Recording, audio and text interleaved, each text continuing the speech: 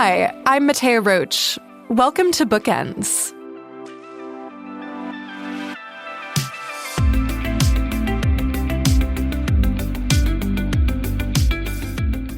During the pandemic, a lot of us got into some new interests to help us pass the time and distract us from some feelings of perhaps existential dread. Maybe you turned to baking or knitting. I personally got really into watching movies on the Criterion Channel. But journalist Carley Fortune turned to something different during that time. She turned to romance writing. And her debut novel, Every Summer After, was a life-changing success. In the 3 years since that book was published, Carley's written 2 more romances, and her 2023 book, Meet Me at the Lake, is set to be adapted by Netflix and Archwell Productions. That's the production company of none other than Meghan Markle and Prince Harry. This spring, Carley is back with a new book, One Golden Summer, and it returns to Barry's Bay, the very place that Every Summer After was set. Carley Fortune joined me in person in our Toronto studio for this conversation.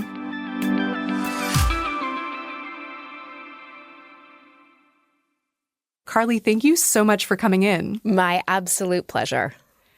So, the release of Every Summer After, your first novel, absolutely changed your life. It's hard for me to imagine what it might be like to have a novel come out and just be so well received immediately and have that transformative power. Was there a moment when you realized, wait a minute, my life has completely transformed because of this? Oh, gosh. I guess there was a moment when I realized that the book was much bigger than I had ever anticipated it could be. So when it first came out, people were talking about, and by people I mean on Instagram, when I'm being tagged in posts, they would say, you know, have you read this book yet? Is it on your reading list? Yeah, I might pick it up. And then the next week it was, wow, I love this book. You have to read this book. And then the next week it was, everyone has to read this book. You must read it. It's selling out. I can't find it. And then it was, this is the book of the summer. And then it was, is this book worth the hype? And when it got to, is this book worth the hype? I was like, oh my gosh, what is happening here? Like, no, it's not worth the hype. Like, lower your expectations. It's just a book, people. And I think that was the moment where I realized things were changing. Now, with that kind of big breakout success, there's also some pressure, right? You mentioned that one of the stages of this book becoming really major was, wait a minute, is this book worth the hype? You also, as a romance novelist, I imagine have readers that are so invested just in the lives of these characters. These people feel so real to readers, right? They have ideas of, wait a minute, can you spin off this side character and maybe tell us more about them? In One Golden Summer, you're bringing back a character from that first book, Every Summer After. So Charlie, who's the male lead of One Golden Summer, was the brother of the male protagonist from Every Summer After. And I understand that a lot of people in the sort of interregnum period between these 2 books coming out had been asking you for Charlie's love story. Yeah. How does it feel as an author to have people actually saying, hey, we want you to write this? Oh, yeah, it's wild. You know, I would get DMs from people, but then people would approach me at book events. And I had 2 young women wait to the end of my signing line once and then said to me, we have a bone to pick with you. And I looked around like for an exit and I was like, okay. And they said, we need Charlie's happy ending. Justice for Charlie. And so it's so flattering that people feel so connected to these characters. And the cool thing about the Charlie of it all is that I had been thinking about him as soon as I stopped writing Every Summer After, before I had an agent, before the book was published. I started writing a couple of lines of a different story from his point of view, and it didn't go anywhere. But I've been thinking about him for years, so it was nice to go back to him. This is hilarious that people have a bone to pick with you, that they want a happy ending for characters, where my major problem with romance novels is that I always am like, why don't they suffer more? Actually, this is why I don't tend to like reading romance novels that much. But you're right. Like, you do put your characters through the ringer quite a great deal, you know? So fair enough. Some people want to see that happy ending. You're talking about Charlie as a character that really stuck with you after writing Every Summer After, and you felt that maybe you wanted to go back and say more about him. What kind of a character is he? Describe this guy. Why is he so fascinating? Yeah, one, he's a lot of fun to work with. He, in Every Summer After, is kind of an antagonist. He's likes to provoke people. He's on the exterior, he's kind of arrogant. He's a flirt. He's a lot of fun. But I think the thing about people who can provoke you is that they really see you. They're great observers of other people. If you couldn't get like a rise out of somebody, it's because you know what makes them tick. And I loved that about Charlie. I felt like when I was writing Every Summer After, whenever I put him in a room, the scene would just flow. Like, he was so easy to work with in that way. But I also felt, and I hope it came through in Every Summer After, that he has a really big heart. He lost his father when he was a young teenager, and that left him with some damage and some coping mechanisms. And I there's a hint of that in Every Summer After, but I thought about him a lot and how to kind of I wanted to go deeper with him, and especially because a lot of people did not like Charlie after reading Every Summer After, and I love him. So I wanted to, give him his justice for Charlie, as redemption. Those people in the book signing line were saying. Yeah.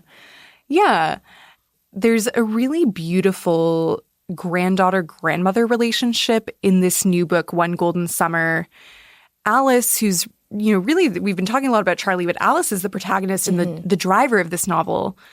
Alice is returning to Barry's Bay to help out her grandmother, who's recovering from hip surgery. She's somebody who fell during a dance class. She's a very active 80-year-old woman. And Alice is really kind of taking care of her and is just so concerned for her welfare. I'm curious why you wanted to include this relationship between an adult grandchild and the elderly grandparent in a romance novel. Well, our romances don't exist in isolation, and all of my books, while romances, also tackle other relationships, whether that's a relationship with a grandparent, a mother, a sister, a friend, but also like our relationships with our jobs and our mental health. And so I really see romance as a way for me to explore a whole bunch of stuff that I care about. Each of my books there's at least one kind of important relationship between the protagonist and another woman in her life. And I decided to give Alice Nan, her grandmother, because I love older women and I love grandparents, and I just feel like the way that women become invisible as they're older, we infantilize older people, we think they're not relevant as a society, and I just wanted to write a really cool woman with a lot of like wisdom to share and a lot of spunk and in pretty good health. And also I wanted to write about how generations experience cottaging. And my grandparents, who both passed away before I was born, were major cottagers. And my grandmother used to take her 4 children to the summer by herself. And my grandfather would come up on weekends when he was not working. And I just have all these old photos of my grandparents and my grandmother at the lake. And I wanted to kind of write a character who could have been my grandmother. That's really beautiful. And I think the fact that you bring in photos is also very, very related to what you do in this book, because Alice, this character who has this relationship with her grandmother, she is a photographer, and her passion for photography really develops through photos that she takes as a teenager during this one summer that she spends at the lake when she's 17. When we meet her in One Golden Summer, she's in her 30s and she's kind of at this crossroads where she is really torn between the sort of corporate demands of photography, doing photos that are for ad agencies, where she's being asked to make a lot of edits to her portrayals of women's bodies, for instance, versus like, does she want to be more creative and just kind of follow her passion and her artistic eye? Charlie, by contrast, is a finance bro. Like, we have this real clash, I think, of job types in this relationship. Why did you craft Alice as this artistic person who is experiencing, as you said, like some difficulty in her relationship with her job as the person that Charlie was going to fall in love with? Yeah, it's a good question. This is the first time, my books have always started with setting, and then I think about who the protagonist is, and then her love interest, I guess, her match, he comes out of who she is and what she needs. And this time I already had the setting and I had Charlie and I had to figure out who she would be. And I felt like that was the biggest challenge of this book. And I ran like The Bachelor for Charlie, basically.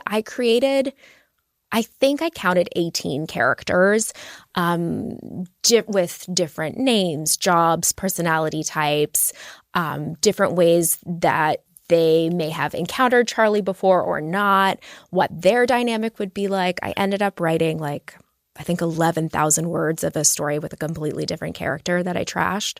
I've been thinking about like a musician who had spent a summer at the lake and wrote an album of songs about that summer. And then when I thought about this photographer, and she had this photo that she took that summer that she was at the cottage when she was 17. It all started to fall into place because what I loved about that, she took this photo of 3 teenagers in a yellow boat who are Charlie, Sam, and Percy from Every Summer After. And this is her first good photo. It's the photo that made her think she could become a photographer. It's the first photo she sold. And what I loved about it, she never spoke to those kids, but she wanted to. She was watching them from afar. That made Alice a stand-in for the readers of Every Summer After, who spent that book, watching those 3 characters from afar. And I loved that she could be a stand-in for the readers of Every Summer After. And so that's really how photography came into play. And then it was thinking about, okay, well, where is she at with her career? What kind of a photographer is she? And figuring that out all went after that.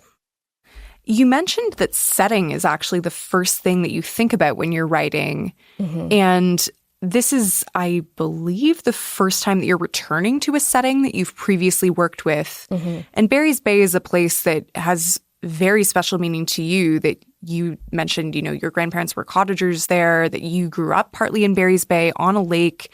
And there's so much of the sensory experience of what it is to be at a lake in cottage country in Ontario in this work. There's the smell of the trees. There's like the specific flavors of the ice cream that you would get at the store. What is it about Barry's Bay that made you want to set your first book there, mm-hmm. and then makes you want to keep going back? Like, tell me about this place that you love so much. Yeah. I mean, I didn't always love it. I grew up there. I actually was born in Toronto, and when I was 3, my family moved to Australia. And when we moved back to Canada, when I was 8, my parents decided they didn't want to live in the city, and they were going to make a home in Barry's Bay, which is where our little cottage was before we moved to Australia.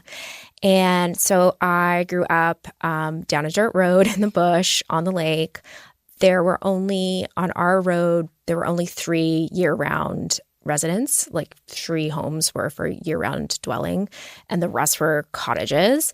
So it was very, very quiet. There were no other children except in the summer when the lake and the road would like explode with people from out of town with cottagers. And I have always loved nature. Like, I grew up just staring out the window at the seasons changing and looking at the water. And when I moved to Canada, I had a really, really hard time. I had no friends. I would sit alone at recess and write stories. And I found grade school so hard. But the summer when people would come from the city, and we had cousins on the road, girl cousins, and my brother had a friend on the road, and it was like the happy moment of my life was summer. And my parents sold the house on the lake, and in 2020 my family, my husband and my son and I were staying nearby at a different lake. And I decided to write a book, and I just knew that I wanted to write about the lake and cottaging and that experience. And that's where it came from. Yeah, I was curious, like you're describing this summer experience of being on the lake as a child as being so powerful, and that happy time of the year that was kind of reliable. You would have people that you would see. It's a bit of constant, right? That there are people that return every year. You build these relationships and get into a rhythm. What's your relationship like with cottaging and with the summer as an adult? Because I know you still live in Toronto and are going back, as you said, like in 2020, you were at a lake nearby where you grew up and kind of revisiting, it sounds like, a lot of those memories and sensory experiences. Yeah. My parents still live in Barry's Bay. They live in town now. And so I go back to Barry's Bay as much as I can. But every year, my husband and I and our two boys now, we rent a cottage very close by on the water. It's gorgeous, and it is where I feel most connected to myself, like both my present self, but my past self as well. And we've been doing this since my first son, my oldest son, was a baby. And like the first time I took him in the water, in the lake, was like the first time I felt like I could do parenting. Like it was like almost my first happy time as a parent. And every year at the lake, I lie down on the dock and I close my eyes and I think about where I am, like in life, and where I want to be. And I have this moment of like reevaluating. And that kind of experience of like both literally and figuratively, like stepping back from my life in the city is so important to me. And it's a lot of what kind of influenced One Golden Summer.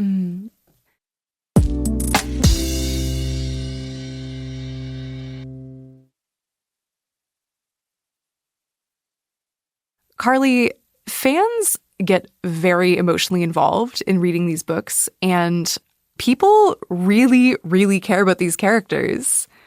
How does it feel for you as a writer? Do you get in your feelings writing about these characters? Yeah, I really do. I do. They live with me for an entire year while I'm writing. And Charlie has lived with me for longer than that, for maybe 4 years now. So I really, really care about them, and I feel a bit protective of them. When I release them to the world, there's this moment where you hand over the book to the readers and it's not yours anymore. And it really does feel like you're sending these characters out into the world and you hope they'll be okay. Yeah, I do really care about them. Mm-hmm. We've mentioned a bit that you put your characters through the ringer. I joked that I love to see a character in a novel suffer. Well, yeah. You really don't shy away from pain and hard topics in your work. You know, you have characters who are dealing with grief, particularly loss of a parent. You have characters who, in various novels, struggle with mental or physical health, and characters who just hurt each other that are dealing with the difficulties of being in relation to one another. Given that you really care for these characters, how does it feel to put these people through the ringer and be the cause of their suffering, essentially, as the author?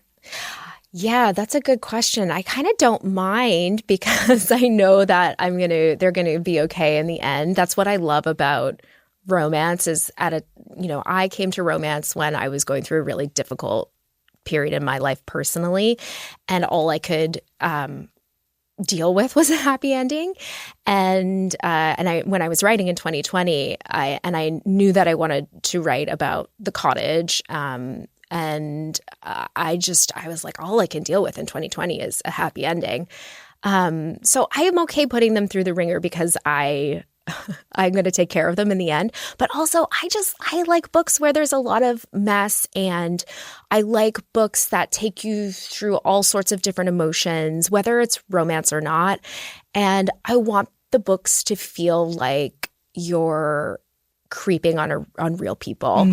And real people are full of flaws, and I love that. And so I have a lot of fun giving them a hard time.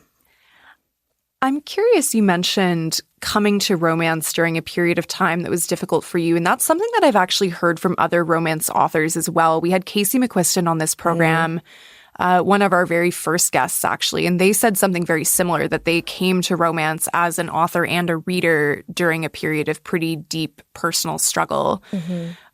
Why do you think it was? Like, what was going on for you that made you feel like you needed to find solace in stories that have happy endings? Yeah, I didn't consciously come to it that way. I was running Refinery 29 Canada, and we were covering Refinery 29, this larger North American media company was covering the movie To All the Boys I've Loved Before with, I don't know, a dozen articles a day. Like, it was wild how much coverage there was of the movie. And I was like, I'm going to read this book because I loved the movie. I'm going to read the book.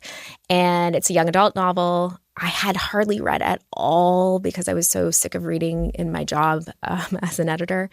And I loved the book. I thought it was so fun. And it took me it gave me an escape in a way that TV and film hadn't. And so I read the rest of that series, and then I read more YA, and a lot of YA has a romantic subplot. And that was fun. I liked that. And then I think that led me to romance. And I didn't realize that there were these contemporary romances that were funny. They were about how we exist in this world. They were about how people relate to each other. And I just felt so happy reading them. And I had gone from reading basically no books a year to dozens and dozens and dozens. And it really got me through this rough time. And then when a year and a half later, I was like, I'm going to write a book. I hadn't realized, but I guess I had been looking at these books like an editor. And I knew that there were, certain beats, like at a quarter of the way through a novel, there is like a turn that at 50%, there's something like there was these beats that I had kind of internalized. And yeah, so it was kind of this natural progression. Mm-hmm. It's interesting. I think that formula, that there are certain beats that you come to expect. And then, of course, there's like a lot of joy that you can get from subverting that, I think, once you understand kind of the rules of how a genre works. But I always am really, really interested to hear what draws people to it, because I've had many a spirited debate with my mother about her love of Hallmark movies and my absolute disinterest in watching them, except for that she loves them. Yeah. Right? Like wanting to know what it is that makes people gravitate towards this. I want to ask about a very different genre of novel that also is kind of known for having a bit of a formula. The heroine in Every Summer After, Percy, who we see come back in One Golden Summer, is a major horror fan as a teen. And that's a big part of Every Summer After, actually. And are you a horror fan at all? Like, why was that an interest that you gave a character in that first novel? Yeah, I was a big horror fan when I was a kid. When I was riding the school bus, I had discovered a gift for making up scary stories. And I would tell scary stories on the bus ride to and from school to the other kids. And I loved scary stories. I loved R.L. Stine and Christopher Pike. And then I went through a big horror movie phase when I was a teenager. I'm not a horror fan anymore. I don't have the stomach for it. But yes, I gave that to Percy in Every Summer After. That's so fun to see, like, those parts of the author that kind of come out in specific interests, and the level of detail. I was like, this is clearly a person who's done a little bit of reading and viewing about the horror genre, for sure. You've mentioned, speaking of parts of yourself that kind of come out in your work, you said in an interview with The Knot that there are parts of your husband in some of the love interests that you've written, and that he thinks he's most like Will in Meet Me at the Lake. Yeah. I'm curious then whether you feel that there's a character that you've written that is the most like you, or whether there's bits of yourself kind of strewn about in all of your characters. Oh, there's bits of me in all of them. Well, you know who's most like me is Sam from Every Summer After. He is desperate to leave his small town. He's working really hard at school to get a scholarship to leave his small town. He's living on the lake. His parents have a restaurant. So there's a lot of me in Sam. And then there is a lot in Percy, too. So probably those two characters combined make a bit of a Carley. That, I suppose that makes sense as like the centerpiece of the first novel. Did your parents own a restaurant? I feel like I maybe missed this. Yeah. So my parents owned an inn and a restaurant in Barry's Bay. It's different from the restaurant that appears in the book. The tavern is based on a real place, the Wilno Tavern. But yeah, so I grew up working at my family's restaurant and at the inn. I want to talk TV briefly because your books have been, well, two of them have been picked up for TV deals. Every Summer After is being made into a TV series with Amazon, and Meet Me at the Lake was picked up by Archwell, which is Prince Harry and Meghan Markle's company, and Netflix. I know that these projects are kind of at different stages of development, and you may be able to divulge or not divulge certain things. But what's your involvement been like as a producer? Because I can imagine it's a bit of a transition maybe to go from writing books as an author, yes, working with a team, but you are the creator, to now having a ton more hands on these projects and on your characters. Yeah. It's been very interesting and a real learning curve for me. So Every Summer After is greenlit. So that means that we are shooting the first season soon. And that's all very, very exciting. And Meet Me at the Lake is still in development. So I really see my role as the person who kind of keeps the fans in mind. And there are certain things that I know the fans want to see. Like they want to see the friendship bracelets. They want to hear Sam say, "You've come home." So those are the things that I'm like keeping an eye out for. But it really is like, it's both fun and exciting and nerve-wracking, and like reading a script, whether it's film or TV of your book, it's like, oh my gosh, this is so cool. But oh my gosh, look at, like, it's its own thing. It's kind of like emotional. It's weirdly emotional. Well, I can imagine it's huge, right? To have such interest in something that you've created that now major studios want to make like in a climate where it is very difficult to get any show made of any kind. Yes. That's major. Where is Every Summer After shooting, may I ask? Are we shooting in Canada? That's really my only question. I can't say where we're shooting, but we are shooting in Canada. That's great news. You've always set your books very specifically in Canada, from Ontario cottage country to PEI. You've set them in summer. I'm curious what it means for you to have people from around the world reading about this very specific Canadian summer experience, and in some cases maybe wanting to visit. Like, I don't know if Barry's Bay has experienced a tourism bump because of your work, but I wouldn't be shocked. Yeah, people have traveled to Barry's Bay, which is so cool. I met a couple in New York who had driven 9 hours to spend the weekend in Barry's Bay, and unfortunately it was black fly season. I wish they had known. It's a terrible time to visit. And people go to the Wilno Tavern, which is the restaurant that the tavern in the book is based off, and they have the pierogies. And it's like, that is very, very cool. And also, I think where I've seen like a lot of people mention that they're going to, or they have gone, is Prince Edward Island, where my third book is set. The people have been following the Indigo special edition of that book had a map of some of my favorite spots, and they were taking their copies with their map and going to the places that are in that book.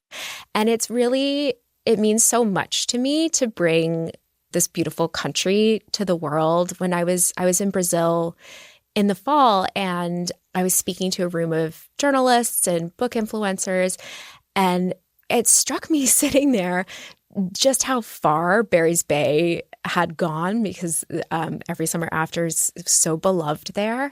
And, I had a fan there come up to me just crying, saying that she is Percy, and she loves Sam so much.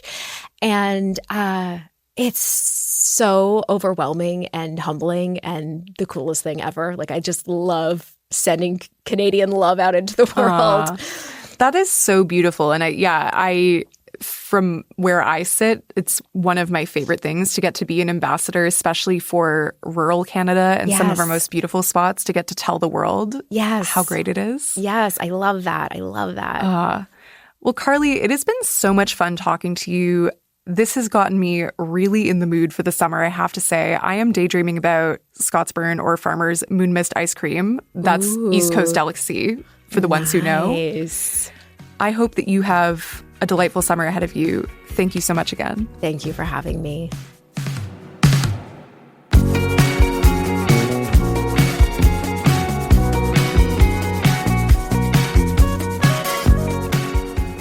Carley Fortune's latest novel is called One Golden Summer, and she joined me in studio in Toronto. This episode was produced by Alicia Cox-Thompson with help from Sarah Cooper. Ailey Yamamoto is our associate producer. Our senior producer is Jacqueline Kirk, and our executive producer is Aaron Balser. Big thank you to our audio tech, Shirley Gao, and to everyone on the CBC Books team. We could not make this show without you. I'm Mattea Roach, and this is Bookends. If you enjoyed this conversation, you can just keep that podcast app right open.